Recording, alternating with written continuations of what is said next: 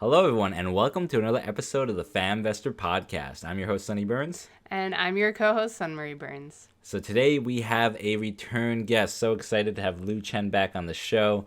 He did a great job. We just went over his life after fire. He retired 3 years ago at the age of 38 with his wife. They both retired at 38 years old.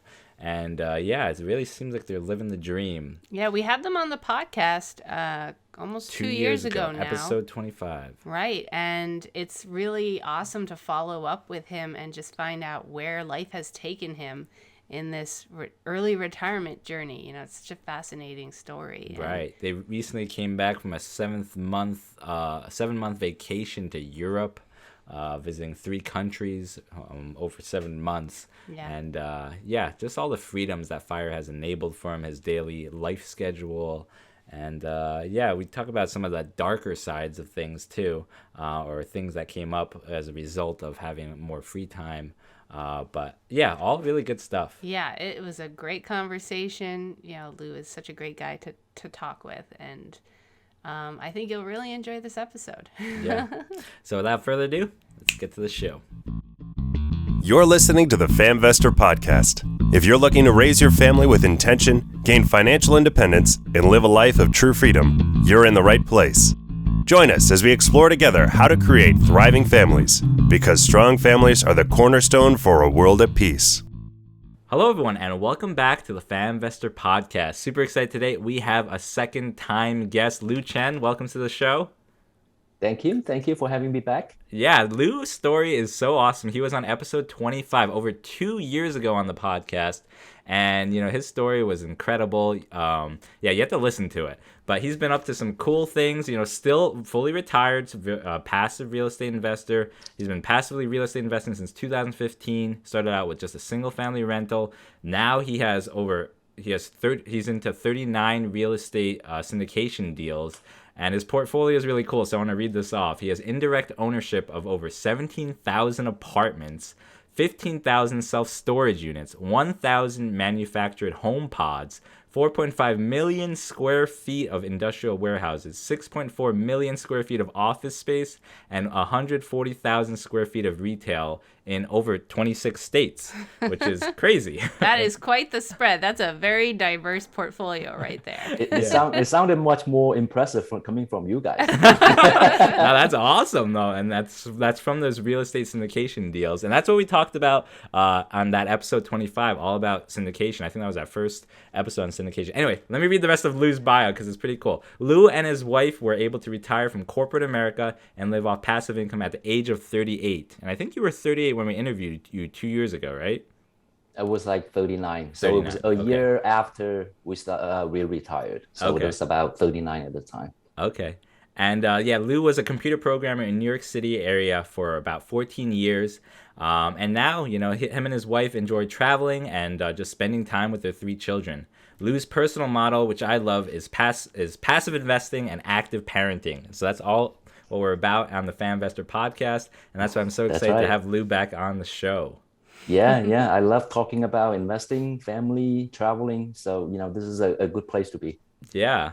So, Lou, when we had you on the show 2 years ago, you were kind of just enjoying retired life. I think you were like 1 year out of retirement, and, you had your daughter who was still not in school. Your other kids were in school, but you guys were just concentrating time on her and just doing your own thing, going to the gym and waking up when you wanted and just enjoying life. And I thought that was so awesome. But I think you've been a little more active since then, and just like, I don't know, like we just read your portfolio of 17,000 apartments and 39 syndication deals. You want to just tell the audience a bit, what's happened in the last 2 years? Yeah, what's this retirement journey looked like for you? It is quite a journey.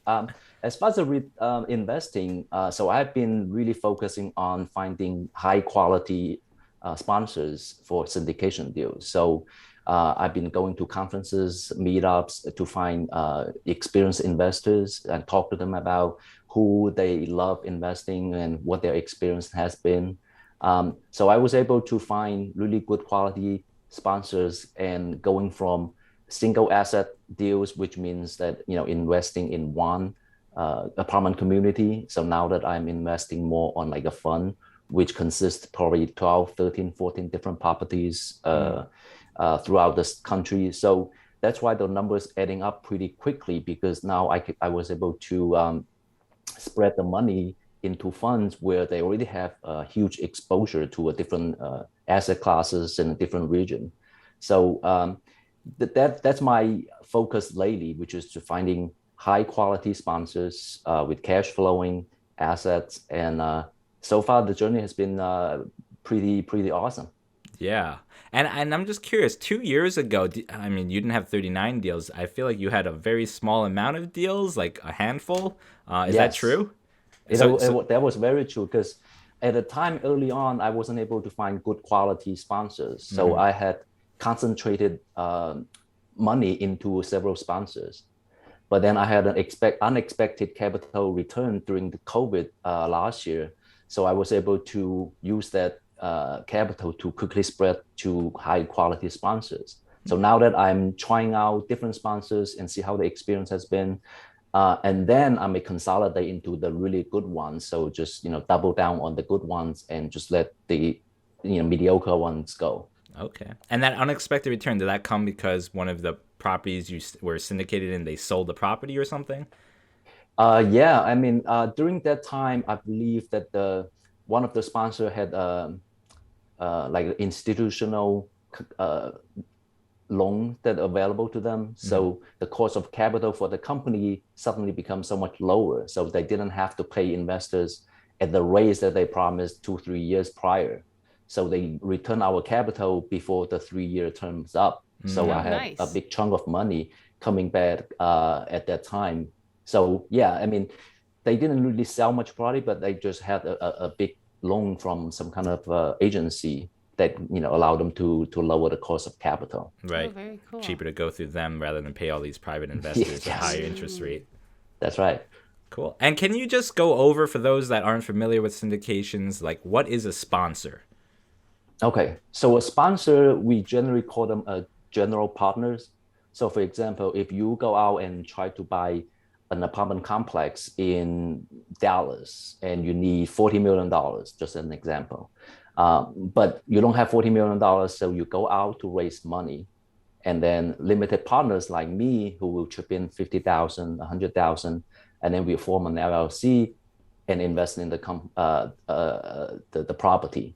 So you being the day-to-day managers, the operators who are gonna rent the apartments out and fix the toilet, have someone else to fix the toilet. So you will be the sponsor who bring the deal to the limited partners and investors like us.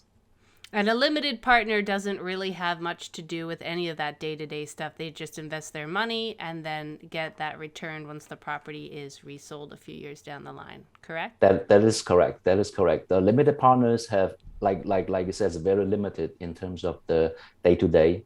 So we are very passive. Once I've done my due diligence upfront, wire my money, there's really much for me to do. So I'm just sitting here collecting money as from the distribution. Yeah, that's awesome. Yeah, it's something that we've been definitely curious and thinking more and more about, because we have some of our own managed assets. We have 3 properties in the Bergen County, New Jersey area. But it's a job to maintain those, field the calls. Hey, my toilet broke, or we had a sewage backup in one of our apartments 2 weeks ago, and that was a pain to deal with.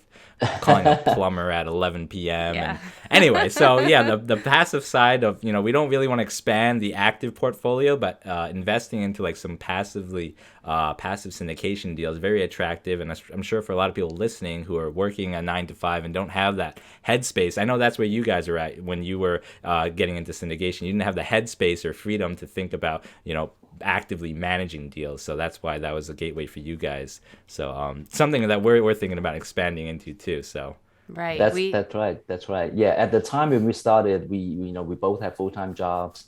And after we moved, like you said earlier, my daughter was still at home with us. So, but since September, all 3 of them in different schools. And so they're like 5 days a week. So we had the bandwidth to possibly go active route for investing. But then, like you said, it's quite a job. You spend time, even you don't fix the toilet, but you do get the calls for the toilet. Even you hire the property manager, you still need to manage the managers. So, in terms of the return of time, I just see that the passive it's more on the timing on our side, that we can spend time doing some other stuff that we like. So, with the passive investing, I can quickly spread my money into different syndications to build up a portfolio that you just talk about. But if you are doing it actively, I'm not sure if I will get there at all. Right. Right. You hit a certain point where you can't really handle much more when you're managing them yourself. You're like, yeah, this is a lot of work. You end up buying yourself into another job, essentially, versus passive investing through syndication, which you have a lot less hands-on responsibility.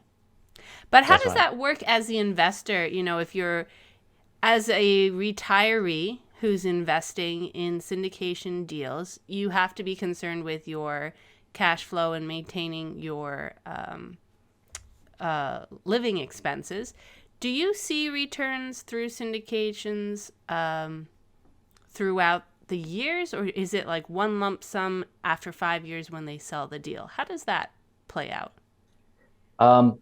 It really depends. Right now, my focus has always been looking at the cash flowing deals, right? So we live off the cash flow. So if you give me a lump sum in 5 years, it's not going to help me to buy groceries tomorrow. Right. So for my situation, I prefer cash flowing deals upfront, where you pay me the 8%, 7% preferred rate of return every month or every quarter, so I can use the money to continue investing or to live off.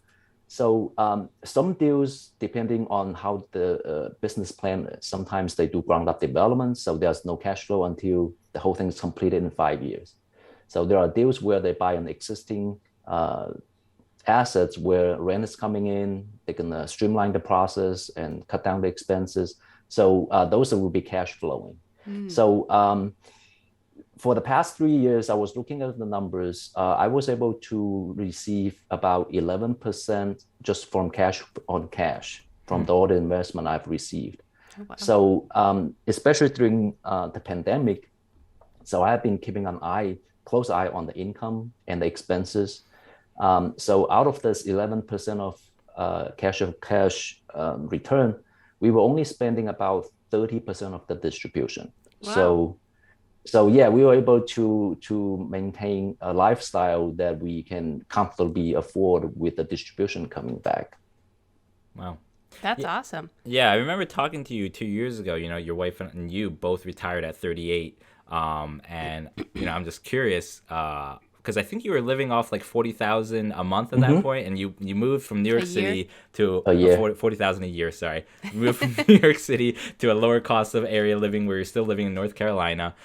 So how has that been? Like, have you ever had to struggle? Has it always? I mean, it sounds like you're doing pretty good if you're only living off of 30% of what you could really be taking. Like, how has that been in the last 2 years? The last 2 years, it's more or less the same. We budgeted 40,000. I look at the numbers for the last 3 years since we retired. We spent on average about 45,000 a year. Wow, so it's 5,000 above what we budgeted. So all things considered, I don't think it was too far off, and I think it's not that extravagant with our style. So far we've been able to manage our expenses and pretty well. Yeah, that's awesome. But you were telling us just before we started recording that you went on a 7-month trip to Europe. So that's not extravagant? No, it's not. And because during the pandemic started at the beginning of last year. So, our 2 boys were in school, became virtual. So they gave us an option for the last school year, which is you go either virtual or in person. So we decided to go virtual. So we bought one-way tickets from North Carolina to London at the end of September. So we went on a journey, didn't come back until April of this year. I love that. So we spent 7 months in Europe altogether, 1 month in London, 3 months in Vienna, and 3 months in Split, which is in Croatia. Wow. Because during the pandemic, not many people were traveling, so the Airbnb we stay in was hugely discounted. Okay. So we were able to use airline points and credit card points to book the flights back and forth. So yeah, it was a journey, but we didn't spend a ton on those trips. So we were probably spending around 33 to 34,000 for the 7 months that we were out there. Wow. Wow. So actually a lower cost of living than if you had just stayed home in North Carolina. Something like that, yeah. Because like I said, apartment wasn't that expensive because we booked 3 months at a time. And also it's just the pandemic, no one was really traveling.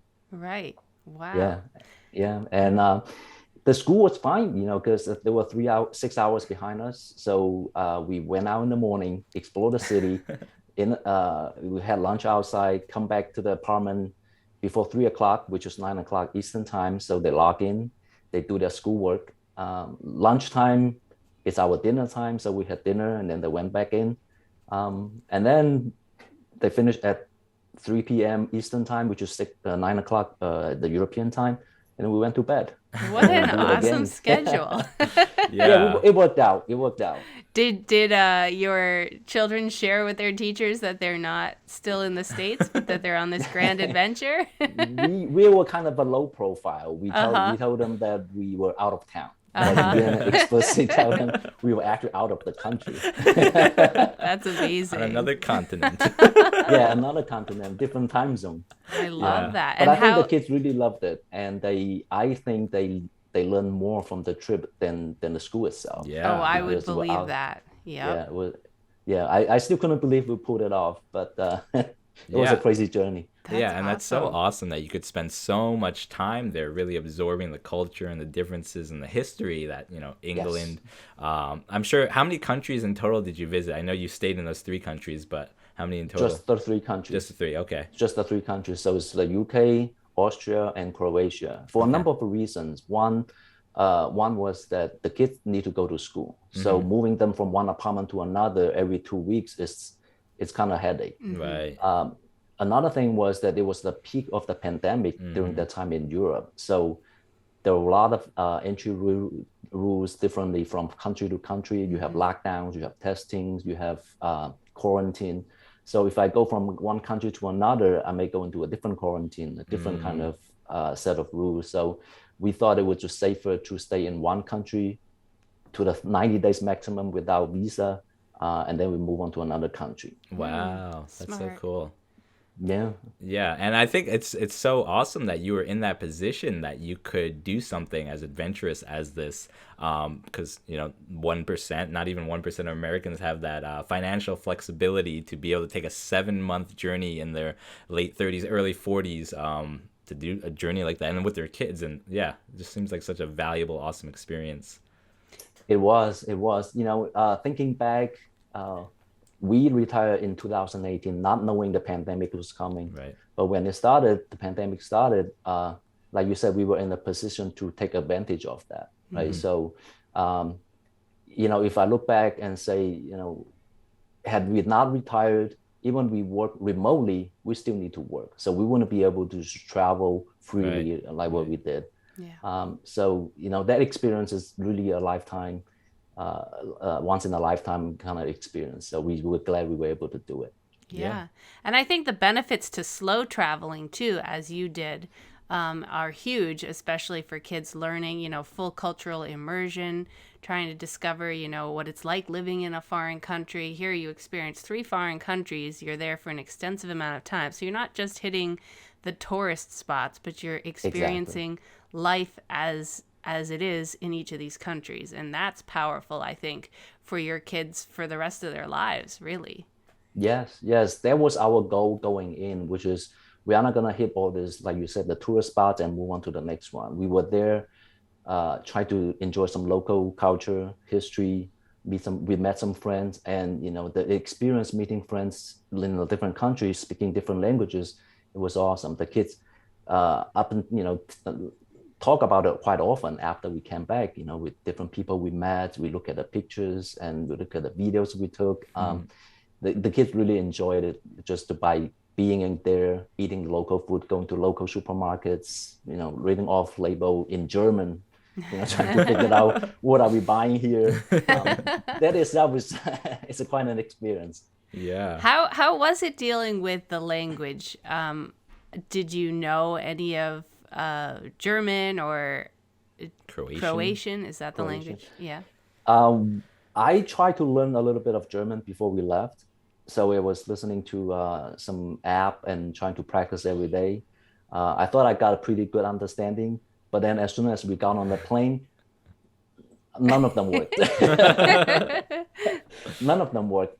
But unfortunately, people in Vienna and people in Croatia, they speak very well English. So we were able to get around pretty easily. And obviously we were able to, utter out some German words or Croatian words, which they appreciated. So getting around with just English was just fine. But for the kids to be able to learn German and speaking German to some people, that was a huge lesson for them to get an international exposure. Did you actively focus on teaching them the languages while living there, or just as you could pick it up, you did so? We probably did both, because we were intentionally turning on a local TV so that we can listen to them speak, even though we might not understand them.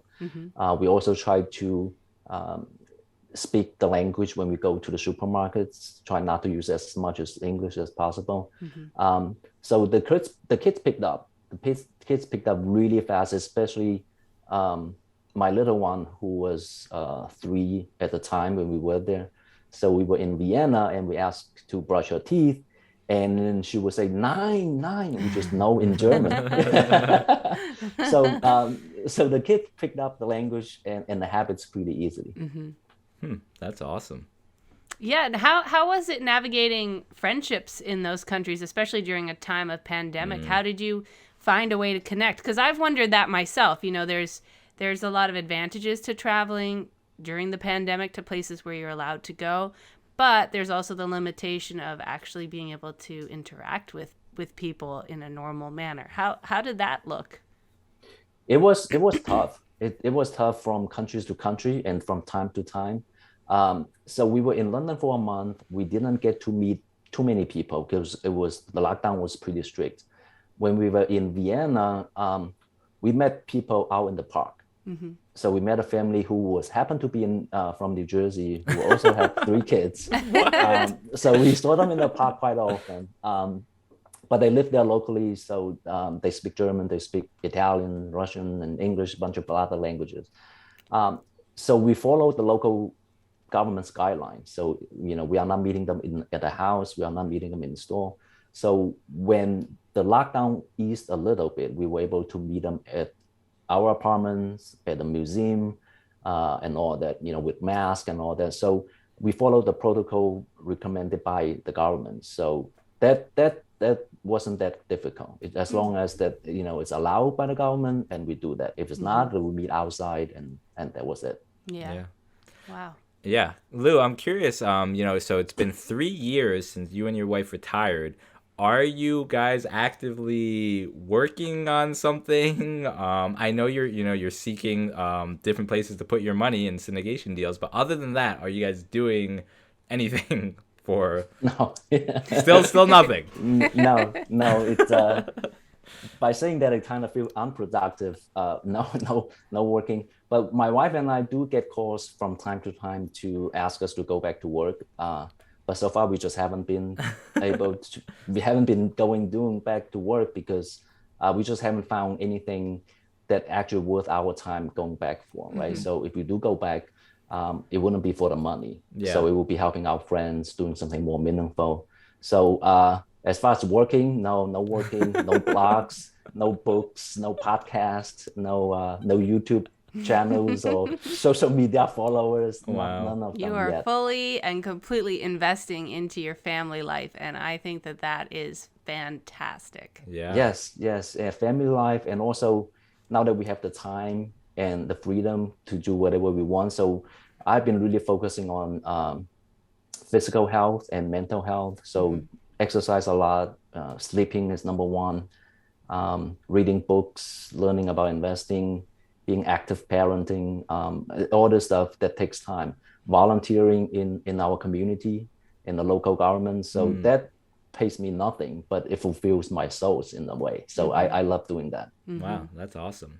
And I'm just curious, for a person who has no like obligations, how much is a proper amount of sleep for you? I'm trying to aim at 8 hours. 8 hours. Right. Okay. So the kids go to bed around 8:30 and 9. So we try to go to bed around 9:30 for 10 o'clock. So we usually get up around 6, 7 when the kids are up. So about 8 hours. That's the amount that I'm shooting for. Okay. And what about your wife? You said, you're focusing on health and fitness. What about your wife? What is she focusing on? I'm just curious. She's focusing on the same thing too. Okay. So in the morning, we usually go out to the community clubhouse for exercise, playing swimming when the pool is open, doing some exercise class, playing tennis or badminton, and then we read a little bit. And then in the afternoon, we spend time together or separately or doing some work a little bit. So yeah, that's what we've been focusing on, because now that we have the time back, we really want to make the quality of the time. So we want to make sure that we have the good body to enjoy it. We have the good mental health to be with the kids when the kids are back from school, so that we are not burned out on trying to figure out what the next meal is. And so, we've been really focusing on just being there with the kids when they're here and fully committed. That's awesome. And are you ever bored? No, not at all. I mean, at the beginning, I thought, I had all this list to do, the side project or side hustles, thinking, well, now that I have 8 hours back every day, so that's what I'm going to be doing. But then after 8 hours of sleeping, some exercise, some really slow lunch, and, reading some books, I don't have a lot of hours left during the day. And then, what the volunteerings and picking up kids from the bus stop, leaving them at the bus stop, we didn't have a lot of time. We just feel like we have done some good stuff that we want to do, and we've been spending time doing it. Yeah. Wow. Yeah, and I think that's incredible. Just being able to create that lifestyle. You're still raising a family, which in itself is a huge job that doesn't get enough credit for what it entails. And you're investing into it as fully and completely as you can, which I think is awesome. I'm curious, how are your kids' reactions to, oh man, why do I have to go to school and you don't have to go to work? Does that ever come up? Is that a question they ask? It comes up, in odd places and odd times. They don't really question about why they need to go to school, but they do question, why are you guys home all the time? How come you don't go to work, but my friend's family goes to work? So we told them that we did go to work. We worked for quite a bit and for a long time, and now that we don't have to, so we are home here to help you guys. So they ask from time to time with different kind of angle, and then it's like, you don't go to school, you don't get to do anything else, but then you can be here, you can do whatever you want. I said, well, I did a lot of work a while back, so now that I'm just here, enjoying it. Have they hit the point yet of trying to ask you, how did you do it? How old are your children? They are 11, 7, and 4.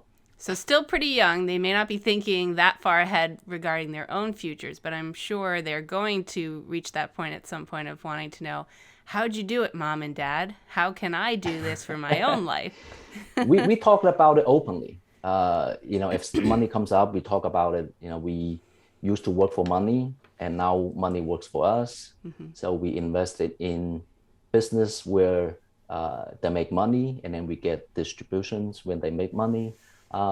So I've been involving my two kids to go through some personal finance or family finance, right? So I have them record our distributions and into our tracking sheets so that they know we have money coming in every month through all different syndication deals. They may not understand how it works yet, but they do see from those numbers that we have money coming in every month. And I have my middle one tracking down how much we spend on groceries, right? So it's a job that we created just for him so that he has something to do, and then he see how much he would spend on the supermarket today or 2 days ago. Wow. So that's really cool. Yeah, How do you do that? Is it something he writes down hard copy? Is it an Excel sheet? Do you hand them the Excel receipt sheets. from ShopRite or something and say, okay? No, Excel sheets. So I have them pull up a Google sheet, right? So and then he start tracking on our app that how much we spend on the supermarket for this day. For my older one, I would hand him a list of distribution coming for the previous month. So he would go to our master spreadsheets and find the syndication deals, put down the dates, the amounts, how much would come in, and then so that's how they do it. They all do it on the computer now. Yeah, Wow, that's so really cool. They're learning and they're understanding how this all works, even if it's not totally making all the connections yet. Yeah. When it finally will click, they'll know all the processes that they can replicate in their own life if they go down this route. Yeah, you are right. You're right. It's like the trip in Europe as well. They may not see the benefit of knowing it now, but once you, like you said, once they get there, hopefully they've been primed to understand. There's a cash flow coming in. There's outgoing cash flow, so we need to manage that. Yeah. I'm curious, how are you trying to guide them? Like, is your plan or your hope that they get a college degree like you did, work for a couple of years, save a lot, and kind of also, save enough to retire early? Or are you trying to guide them to just be kind of entrepreneurial from the get-go and, disregard college? What is your thoughts around that? My thought is to let them be who they want to be. I don't really try to guide them in any way. But I want them to have good habits, right? Either it's study habits or finance habits or reading habits. As I was listening to your latest episode about replacing screen with something, right? So, so I've asked them to read books. We don't watch TV a lot. So myself included, when I'm bored, I usually pick up a phone, right? And so when they're bored, they want to pick up a phone, I go to the computer. But if they are reading, so it's a good habit. So as far as colleges, as long as they focus on the habit of doing their work, learning, and the grade will take care of itself. So the result will take care of itself. So I don't really try to guide them into a path you need to be a doctor, or you need to be burger flipper or anything like that. As long as they go into a field where they enjoy doing it. So one thing I do mention to them was that I pay them for the work they did for the family, right? So, but I do tell them that you can spend 50% of what you make. Put 50% aside. Either you invest in a savings account or you invest with me. But I do want them to have a habit of saving half of what they make. That's good. And can you dig into that or share a little more? Like if they, so you what said, do they do to earn money in the family household? And how do you direct them to, if they invest with you, what are they investing into? And do they have their own savings accounts and so forth? Yeah. So the jobs that I was talking about for them to record the family transactions and all that. So I asked them to, every time you start, you pull out a spreadsheet, you put down the date and the time that you started. And then when you're done, you put down the end date and end time, so that I pay you X number of dollars per hour. And then when I pay you, we open, they call it first banking with Chase. So the kids actually have their own debit card. Okay. So I can deposit the money, I can transfer money from my Chase account into their account. Okay. And the older ones, the older two had their own account. So their checking account has I believe, three buckets. One is spending money. Another one is savings. So if they get paid $10, I would put $10 in their $5 in their spending bucket, $5 in their savings bucket. So they can go out with their debit card and buy a lollipop for all I care. But then when they have the $5, I can say, okay, so I'm going to invest in this deal. I need to come up with $50,000, right? So if you put your $10 in, when I get paid, I give you 80 cents, whatever. Oh, that's so awesome. The preference. So they haven't really invested with us yet, but I've been trying to tell them that this is what we do. If you come along, here's what you're gonna get. So soon you're gonna have money coming in without you actually have to work. So they're not there yet because they still want to buy the lollipop. So, Right.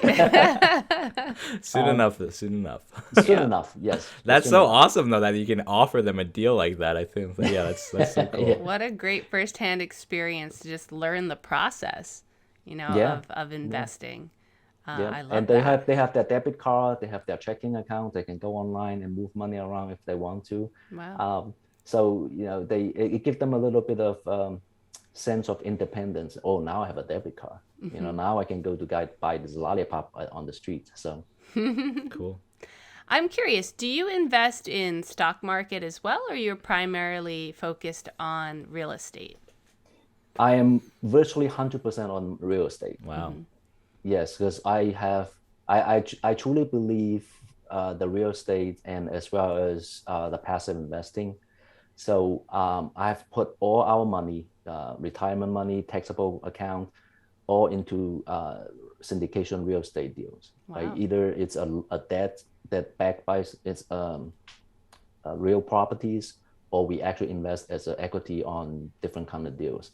So the money, the little money that we have left, that is not enough to make the $50,000 investment.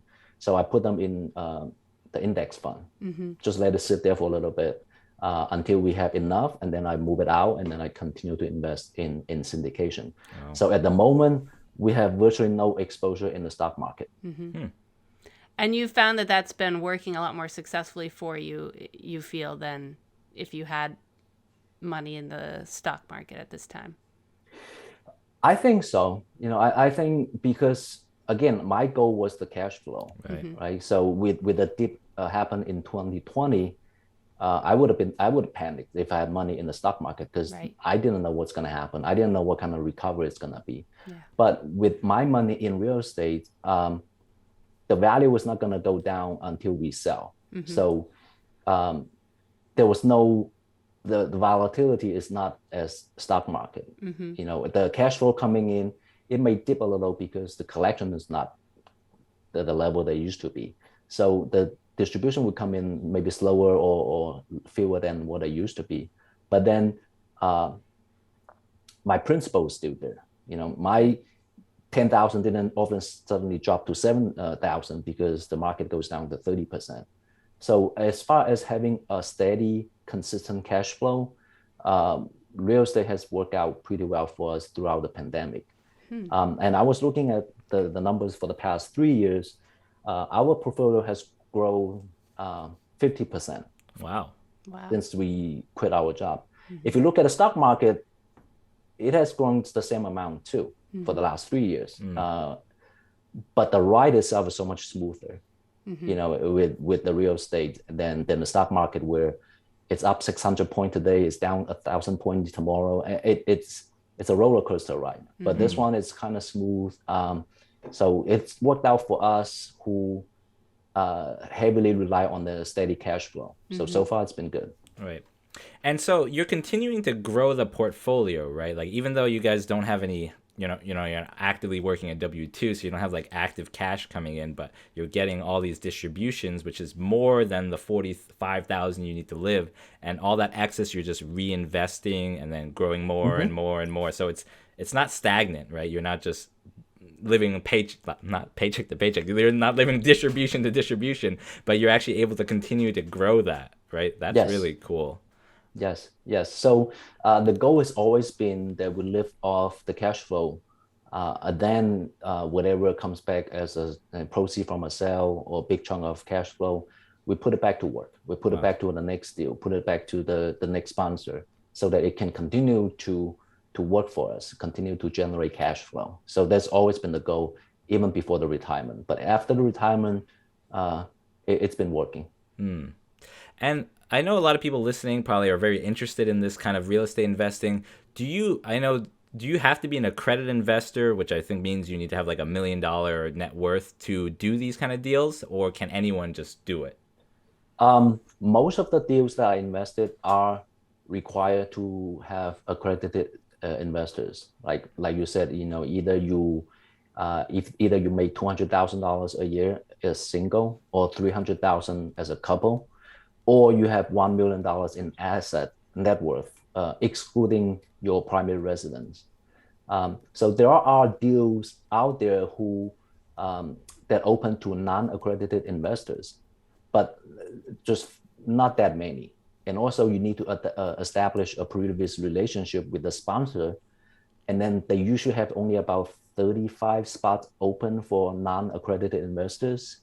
So that fill out pretty quickly. But also, if you are I am a customer for Charles Schwab. So in there, they have other real estate investment trusts that open to non-accredited investors. So, they're much bigger funds and much bigger sponsors. You can invest in their deals for whatever money you have. They don't have to be accredited investors, but those are not very common. Sometimes you need to have quite a bit of capital to access that kind of deals. So the syndication deals that I invest in, yes, normally it would be accredited investors. Are the deals that that involve like general public or unaccredited investors, are they usually a less return than for what an accredited investor would get? Is the rate of return less, or not necessarily? No, it's pretty much the same. It's just harder to find. It's harder to find, and also it depends on the sponsor, right? So they need to register with SEC, and the filing they do is either 506C or 506B.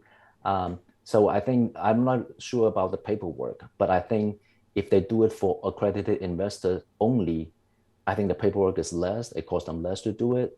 Or if you do it for a 506B, where it's also open to 35 not accredited investors, that may have different kind of work involved, the different lawyers involved, so different process to get this fund set up. So it's not because that you have now open to not accredited investors, the return will be less. It's just that it's the same deal, the same structure. And I think it's an upfront cost with the lawyers a little bit different. Okay. And I remember, 2 years ago, you said you were finding these sponsors by, listening to podcasts and hearing, syndicated investors talk. And now it sounds like you've been going to like real estate conferences and talking face to face with these people. Is I don't know, I guess, how would you recommend, other people, finding a way to invest or vetting a sponsor to make sure they're putting their money in a deal that's not going to go south on them? It's always a possibility, right? So even for me, who've been doing this syndication thing for 4.5 years now, so if there's always a possibility that things might go south, or they may take my money, and spend a vacation in the Barbados. So what I always tell people is to talk to people who've done it, right? So like before we recorded, I was telling you that 8 listeners have reached out to me to learn more about syndication, which is a good start, because when I started, I have no one else reach out to. I was listening to bigger pockets, so I found people there to talk about. So number one, reach out to people who have done this, right? They may not be seasoned, or they may not be in your area, but there are people out there who've done this, and most of them are very eager to help. So that's one thing. And number two is to talk to different people, go to meetups, go to conferences, listen to podcasts. And then the last thing I would always say is that, at least for me personally, I invest in people. I don't invest in the deals, right? Because if you have the integrity, you have the tools, you have the experience to weather a downturn like the one we had with the pandemic last year, I know we're gonna be okay coming out from the other side. So as long as we invest in a good sponsor who will take care of the property during a downturn, that's a very solid protection of your principal. Cool. Have you, you've done 39 deals now. Have you had any that has gone south? Not yet. I think at some point it's going to happen. But knowing what I know now, when I started 4.5 years ago, I really didn't know what I was doing. I was, I know a little bit, so I'm going to jump in right away. So now thinking back, it's purely luck that I haven't lost any money, right? So there are the sponsors that I invested 4.5 years ago, I would not invest now. Okay. It's just because the experience wasn't there. I didn't know what I was looking for. No, I have not lost money, but I have had deals that underperformed. Just put it this way. It's, even before the pandemic, it was underperforming. Right? So they give you these projections. They never hit there, not even halfway there. The communication was not great. You beg them for information. They don't give it to you. So as far as losing money, no, I haven't lost money. But then again, that's my investment strategy, which is to have a real property. If we have that real property, the chances of losing all my $50,000 is pretty slim. Right. Because with the property there, there's always some kind of money that you can get when you sell it. Right. So so far, I've just been lucky that I haven't lost any money. Cool. And I don't know, is there any kind of I don't know, for us, I feel like there's a lot of pride in, how we take care of our 3 properties and, how we manage them. I'm wondering, you have properties in 26 different states. Is there any kind of pride in that, owning that real estate? No. Okay. Just a cash flow thing. Just cash flow, just investment. I try to take the emotion out of it. Okay. Because it is a business. Once you get too emotional about owning or not owning a property, it becomes a little tricky. So your head's not going to be in the right place. But I did drive by some of the properties in Dallas when I was there just to check it out. But there's no pride of ownership whatsoever. I mean, but I know that I'm part of it, that the community is benefiting from a better living condition that I'm proud of. But I personally don't have any kind of pride over owning those properties. Right. Yeah. Okay. Fair enough. I'm curious. So you have 39 deals. How many sponsors are you working with? I would say about somewhere between 15 to 20. Oh, wow. Okay. A lot. Yeah. So quite diversified. Right now, yes. That was my goal, is to diversify with different region, different sponsors, and different asset classes. So right now, I'm in the phase where I'm trying out different kind of sponsors. Right. So, like I said, the early ones I'm not going to touch again. The ones that I'm investing now, I'm kind of have a little experience now. So I want to see when I have money, who am I going to double down? Right. So I am not actively looking for more new sponsors, because now I have more deals than capital that I can invest. So now if someone else comes back with, fund 3 or fund 4, I can say, this experience has been good, so I'll double down on that sponsor. So hopefully slowly I would have less sponsors, but double down on the deals that they provide. What is fund 3, fund 4? Is that more deals from that sponsor or reinvesting into that deal? More deals. Okay. Basically. So some of the experienced sponsors, they would create a fund, say they want to raise $100 million to buy 10 properties. So once they get the $100 million, an investment period is closed. So they go now manage the 10 properties. So now they want to go out and buy another 10. So they have to create fund 2. So now that, because I'm an investor on fund 1, I've seen their quarterly report, the distribution has been, meeting the projection. So I said, okay, so now you have fund two, so I'm going to put more money into fund two. So now I'm part of the owner of another 10 properties. So with high quality sponsors, they usually have funds after funds because their track record speaks for themselves. And existing investors will keep going back and refer to new investors. So yeah, more funds usually means more deals. Very interesting. This is a whole new world for us to just delve into and mull over in our minds. It's quite fascinating. It is fascinating. It is a new world to me too. I'm learning every day. I sometimes feel like the more I know, the more I don't know. It's kind of scary. It is kind of scary. Yeah. I would say one thing I do want to talk about is, because this is a family, focused podcast, and I know you guys have kids, and I have 3 kids, and it gets busy. But I want to just share a little bit that for people who wants to retire early, like what we do, and for my experience for the past 3 years, because nothing really can prepare you for it, right? You can think about it, you can read about it, you can picture it, visualize what you're gonna do.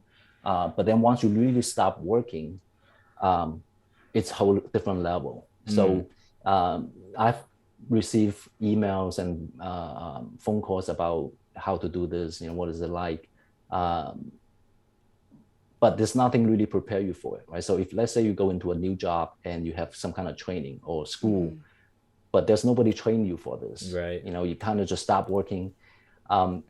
So when we stop working, and a lot of things just exposed, right? Things that you have never thought about, or you really just didn't have time to address, and now it's all out there because now that you don't have the working 10 hours a day to cover that kind of crap. Distract you from it, yeah.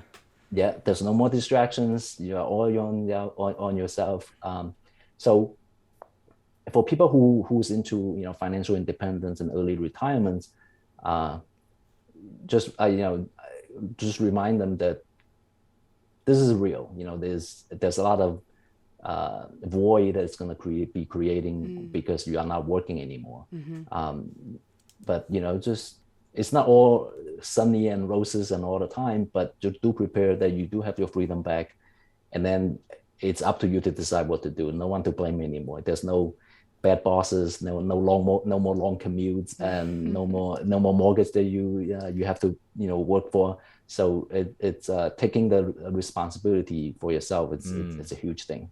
Would you be willing to share how that journey was for you when you made that shift? Did you realize there were a lot of things that were brushed under the carpet that you had to now all of a sudden deal with, and how did you go about doing that? I'm curious. Yeah, I mean, so we both quit almost at the same time about 3 years ago. We're like 1 month apart, and then a lot of issues that were there, but it was never addressed between let's say my wife and I. So the void was significant. And we both made some mistakes for our marriages, and we end up going to see marriage counselor to get help, professional help. And we are glad that we did, because we took action on the recommendation from the counselor and spending time to work on ourselves first before working on the relationship. Because all these years we've been working for the family, working for the jobs. We really never stop and work on ourselves, right? And then work on to be a better husband, to be a better father. So all this takes time and takes work, but we kind of just ignored it all this time. So we ended up seeing counselors. We ended up getting professional helps. That was totally unexpected. But then we were glad that we did, because now the relationship, the marriage is stronger than ever. But those are the things that we just never, like you said, just never got distracted and never really got a chance to look into. Wow, that is a powerful message, because I feel like it's not something that a lot of people think about. Kind of your home life goes onto autopilot. It's Yes. not, you don't get paid for improving your marriage. You get paid for showing up to work and doing your job and then coming home and providing. Right. And then you come home and you got to prepare dinner, you got to do the laundry, you got to wash the dishes, and then all that self-improvement or investment into relationships is kind of brushed to the side because there's menial daily tasks that need to get done. And they're, at the end of the day, does it really matter that you cleaned the you did the laundry and your house is organized, but you are having a block in your relationship? It doesn't really matter, but those things are so easy to just eat up all that time and mental space. So I think that's a huge point that you just brought up that is not really thought about. Yes, you are right, because we were like that. We were there, put in 10 hours work days and 2 hours commute each way in New Jersey to New York City. So on the weekend, you do grocery shopping, you do laundry, you do all this activity for the kids. We never really had time to work on ourselves. We never really had time to work on our relationships. But now that we do have the time, we do put in intentional block of time each week to spend time with each other, or spend time with just yourself, no family obligation, so that you can feel good about yourself. So that's all important, having this foundation before you can build a good family life and a good family foundation. Because without a better self, it's not going to be a better husband. I'm not going to be a better father, right? So those are things that, like you said, we never really had time to work on because it's not as valuable by other people, and also we just didn't have the time to do it back then. Right. That's amazing and very profound. And I think that this is something that a lot of elderly people actually hit once they hit retirement, is feeling lost in who they are at that point, because they spent 30, 40 years of their life working day in, day out. They finally retire. Their kids have flown the nest. And now they say, what do I do with myself? What's the purpose of this life? Why am I here? And who is this other person next to me? Right. And I've heard that sad story from a lot of people, when they retire from their jobs, most of them ending up being, in their later years, 60 or 70, and maybe their health has declined and so forth. And it can be a very challenging time for people. So regardless of when you retire, if it's 38 or if it's 65, you're still going to hit that. And I think you've really brought to light that that's something that it's important, if you can, to try to really think of preemptively and work on it. Yeah. Yes. You are right. This is something that is not uncommon, but then I just didn't expect that, right? Because I thought my life was good. I went to work, I came home, I have kids, I have a wife. But then when the work goes away, we have the time. So now all the